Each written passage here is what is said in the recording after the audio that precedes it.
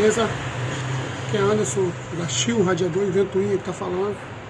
Estou aqui tirando mais um radiador do Renault. Nesse caso aqui é o Renault Sandero 2018, com aquele problema crônico que é